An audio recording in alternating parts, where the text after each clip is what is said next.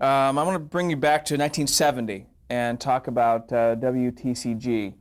What changes did you initially make on that station?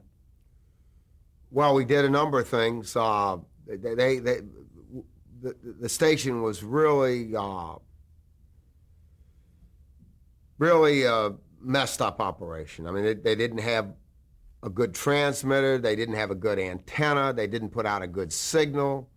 Uh, they didn't have much in the way of programming. And I knew there was another UHF independent station that was signing on during that year.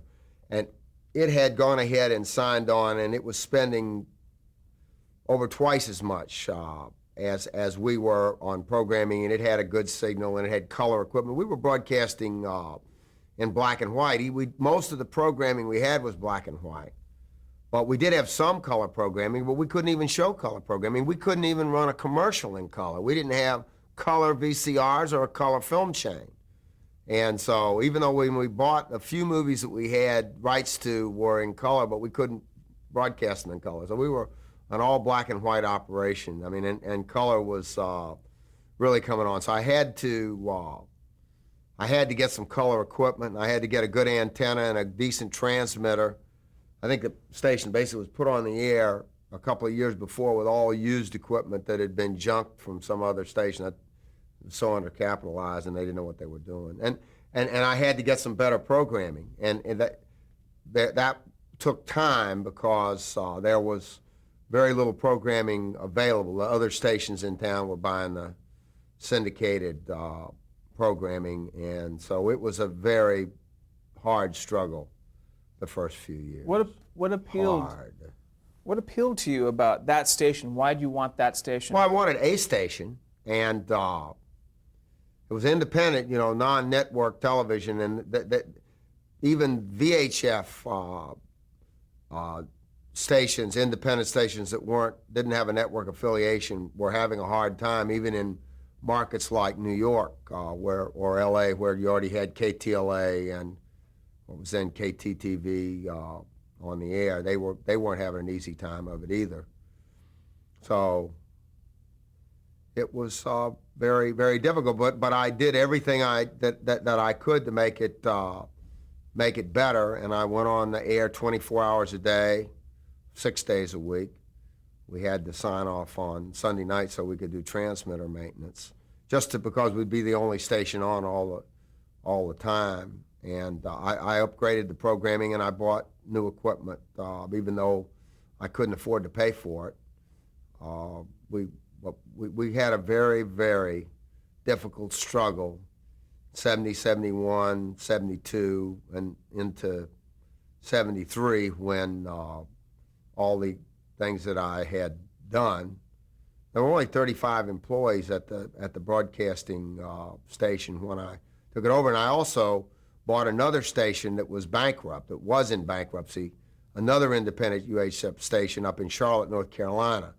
And since the company, Turner Broadcasting, was in, what was Turner Communications then, I guess, or Right.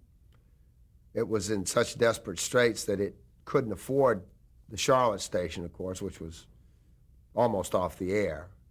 And so I bought that personally. And I got it real cheap because it had pretty good equipment, even though it was bankrupt and had a good tower. So I didn't have to put as much capital into the equipment as I did. And I figured, well, if we were going to make it in Atlanta, we could make it in Charlotte too. And having two stations would be better than one.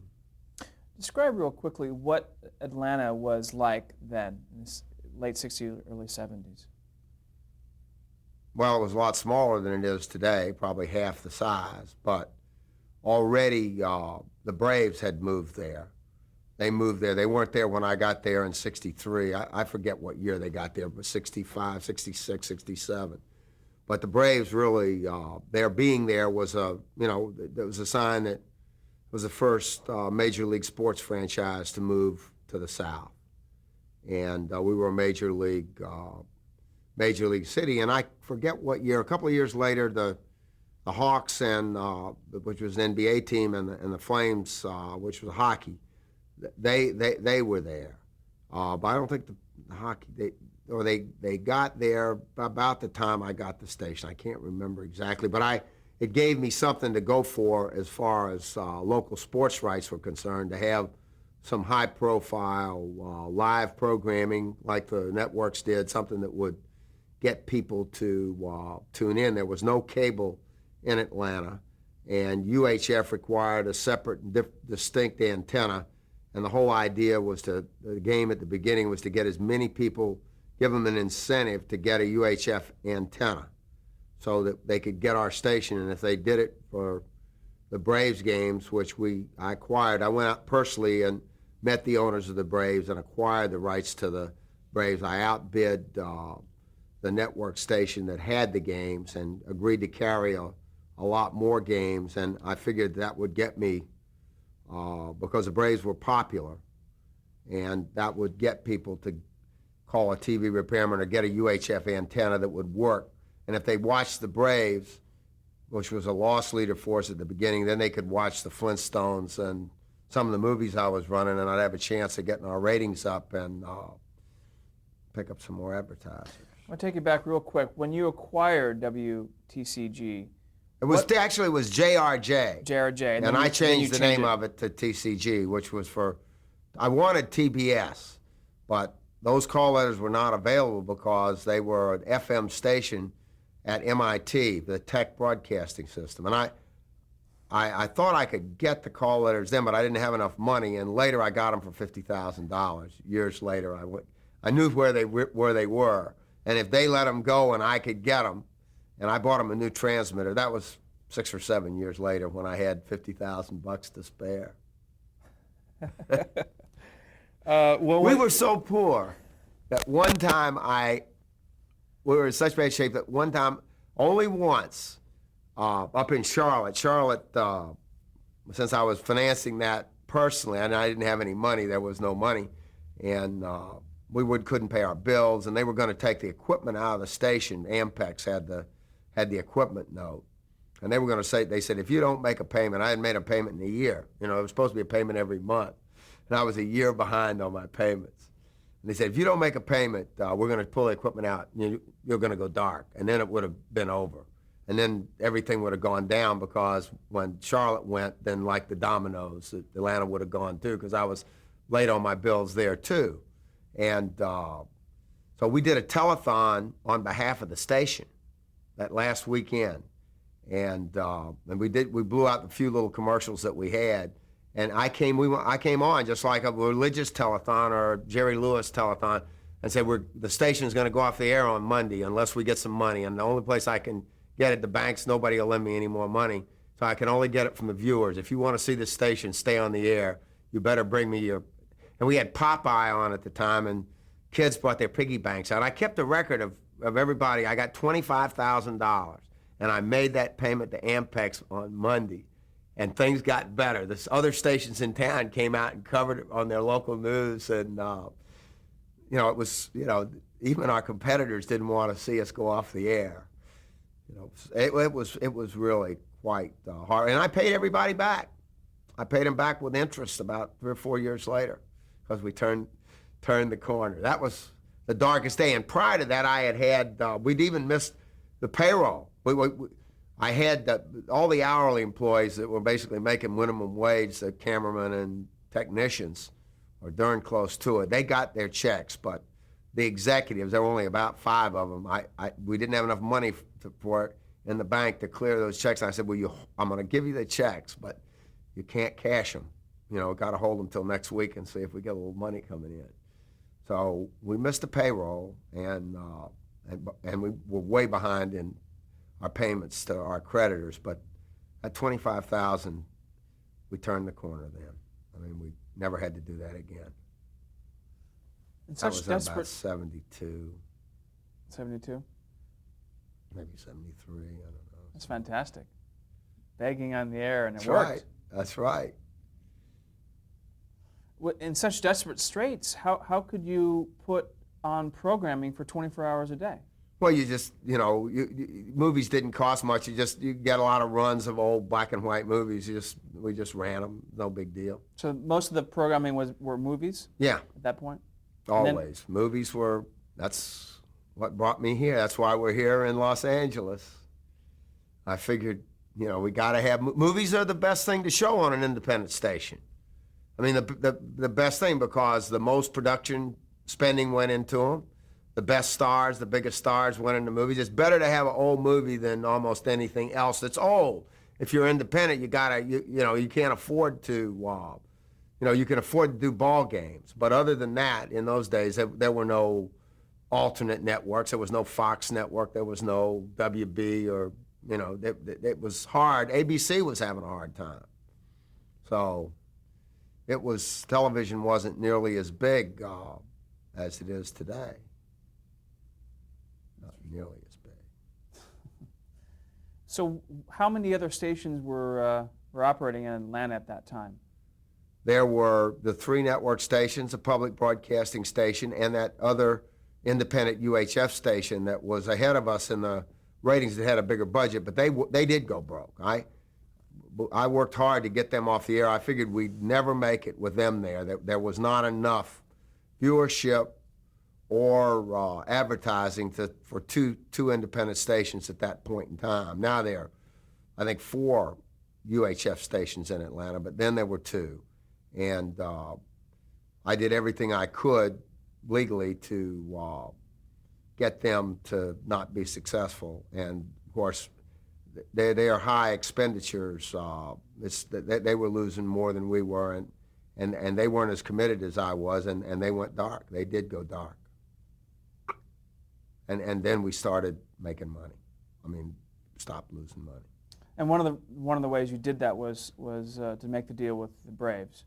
Well, that was somewhere in there. I can't remember whether they went dark before I got the Braves or whatever. But it's it's a long time ago, and it doesn't make a whole lot of difference. But getting the Braves was a big move for us. And then later, getting a year or 2 later, we got the Hawks too, from the station that was carrying them. And then we had a winter and summer package of sports. Did you eventually put together original programming as well? Oh yeah, I did. I got James Brown, the father of soul. We did an hour musical variety show with him. He lived in Augusta, and we got early on. We got professional wrestling. I was just a rights holder for that. I wasn't in the wrestling business myself, but we got that away from another station. That was popular programming, and we produced it inside the studio. We had the wrestlers. We set up a ring in our one little studio and got a little studio audience in there. We could get the ring and 50 people in. But we got kids. We shot it on Saturday afternoon when the kids were out of school, and they screamed and hollered a lot, so we had some crowd noise. We did, well, later on we did other programs, and, when we became a superstation, then we were able to, I upgraded the programming. I always was upgrading the programming.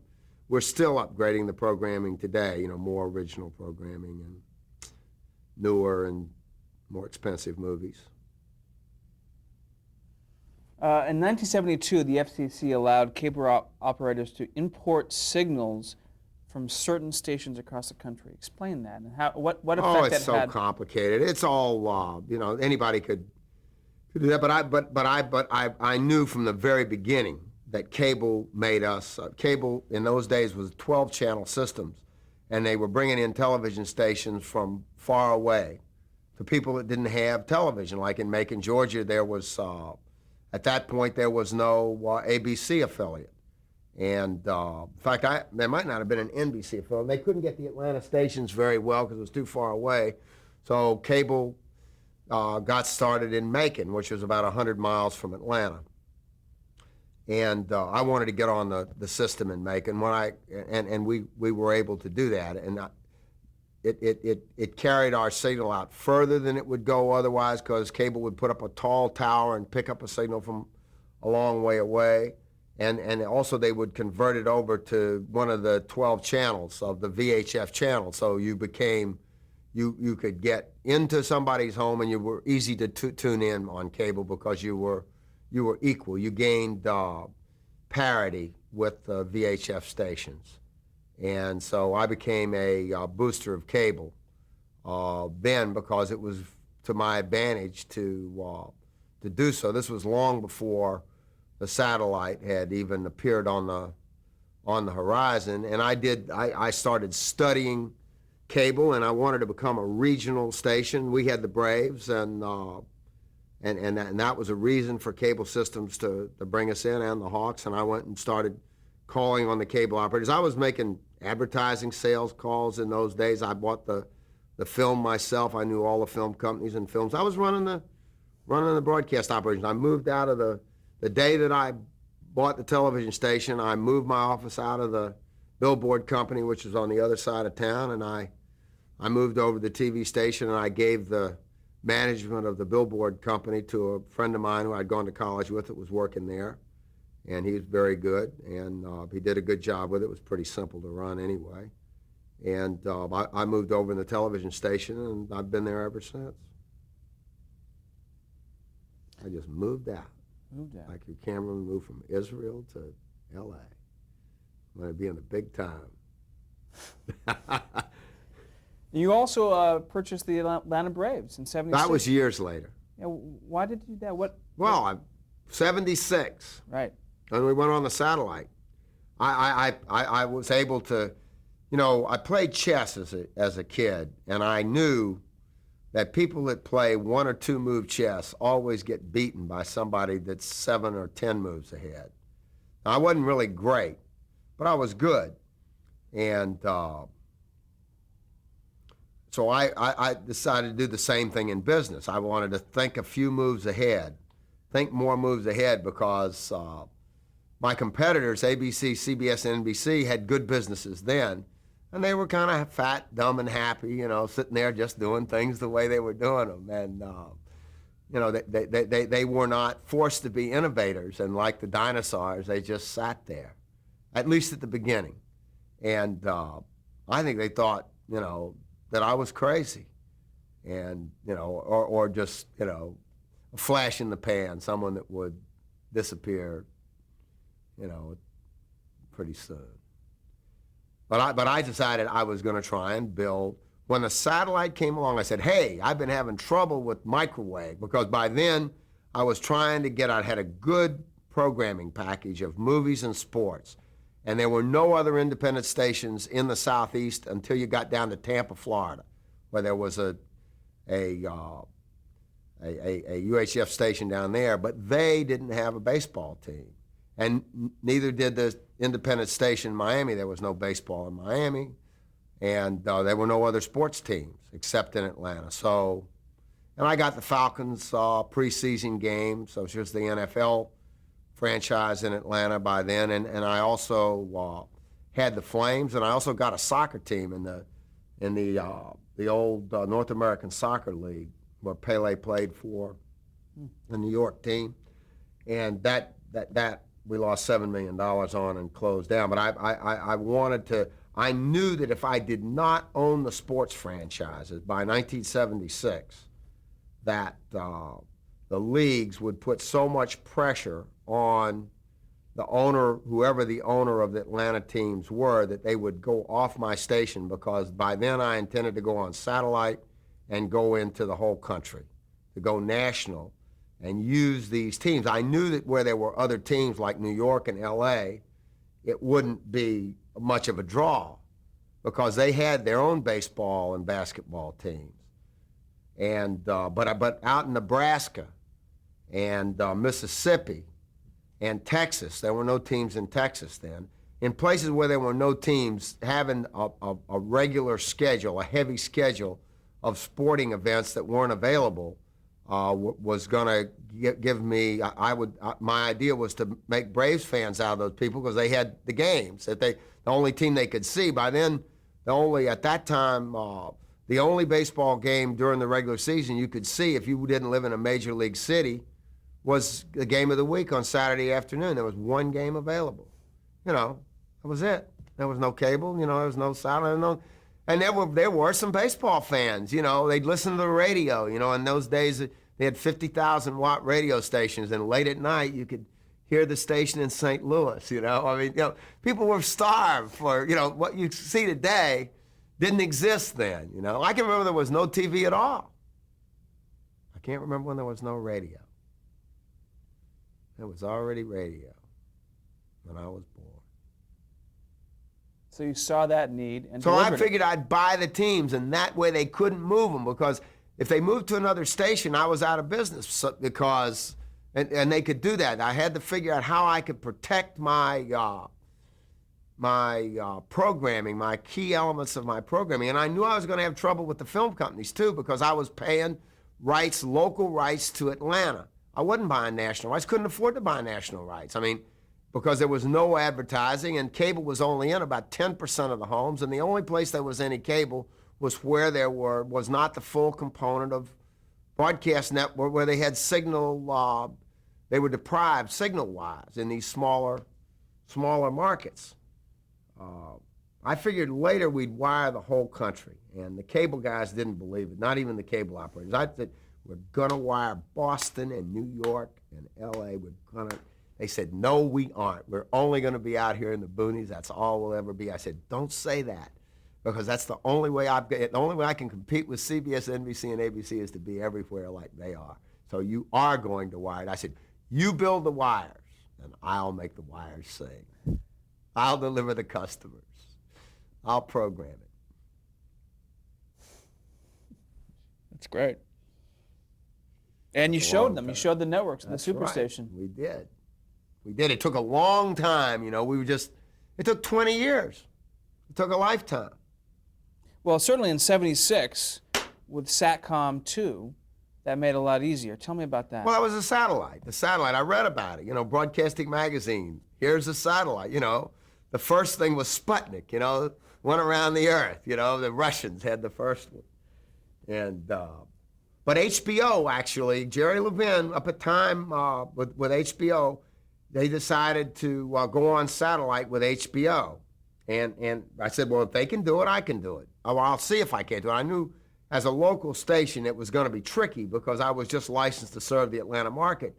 But I knew that the Congress wanted to see competition to ABC, NBC, and CBS, so I became pro-competition. I went to Washington and started lobbying. I just, you know, bought a ticket to Washington and started seeing senators and congressmen, you know. Next thing I know, it happened. It happened. You could do just about anything you want to. And we had all kinds of hearings, and the networks tried to stop us, you know. They were 1,000 times bigger, and they tried to out-lobby us. And I said, they just don't want to, they're trying to restrain competition. And the congressmen and senators, they liked that. You know, they wanted more competition. And we did, you know, I bought some old BBC reruns, The Ascent of Man and Fight Against Slavery. And I put on programming that only public broadcasting carried. And I said, we're going to be better than they are. And we went out and got Captain Cousteau and National Geographic programming and Audubon Society. I started a series of documentaries on wildlife issues with them. And I took the high road. I said, we deserve to be there. All they're doing is running these violent cop shows and stupid sitcoms. And here we're doing, you know, quality programming. We should be allowed to compete with them. Did you get advertisers right away? No. How No, did they you? laughed. I mean, they laughed. It took years to get advertisers. The only kind of advertisers we could get at the beginning were direct response advertisers, you know, where you send in $9.95 and get a tape. You know, because that way people around the country that were watching it in Valdez, Alaska, they could order something, and there were no stores in Valdez, Alaska, so we got a lot of orders from there. They were oil field workers. They made good money, too. And what I did, we got trays of mail. So we were selling records and super glue and Vegematic and Chop-O-Matic and Ginsu knives and stuff like that. And I was the manager still of the station. And there were no ratings. I couldn't get any Nielsen ratings. And we weren't in that many homes. We were just in a few million homes, or 100,000 to start with. And I got the trays of mail every day. We got more and more mail. It was like Miracle on 34th Street, you know, and all the letters to Santa Claus. All these letters would come in. They came in plastic trays of bags. And I would go through every one of them and count, because I knew if they came from the Atlanta market, that was our viewership in Atlanta.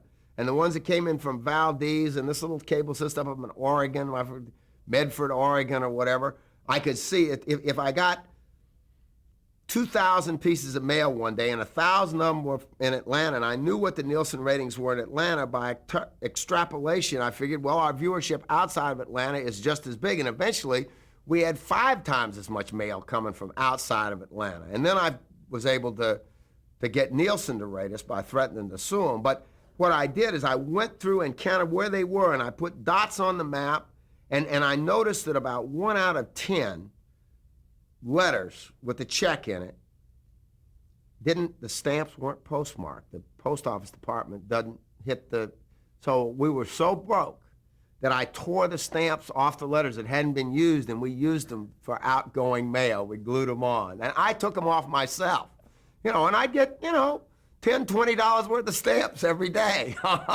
So I was making some money. And that didn't include the phone calls, because we also, took in a lot of phone calls, because you could either call or write, put the money in the envelope. You couldn't use credit cards in those days. I think they hadn't invented credit cards yet. No, they just were starting. That's amazing. So you eventually talked the advertisers into it. Eventually, but we had to get ratings first. So I remember waiting when for I went to New York, we opened a sales office in New York when cable was in like 14% of U.S. households. And I was in about 3 or 4%. And I remember one advertiser almost killing himself. Accidentally.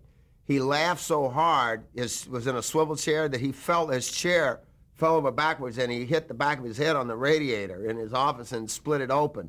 He was laughing so hard when I told him my plans for the 4th network. Did you get that a lot? I mean, people laugh at your idea? Absolutely. It was like in this movie, the 4 sales guys I hired in New York, they were kind of like Private Ryan. They all got killed. They were all gone 2 years later because we hit the beach too early, and everybody got mowed down. I mean, we didn't get a single order for 2 years. Amazing. And then you finally changed the name to WTBS. Yeah. Well, you went out several years later, I had $50,000, and they still needed a new transmitter, and I negotiated with them, and they released the call letters, and I picked them up. And we'll take a break.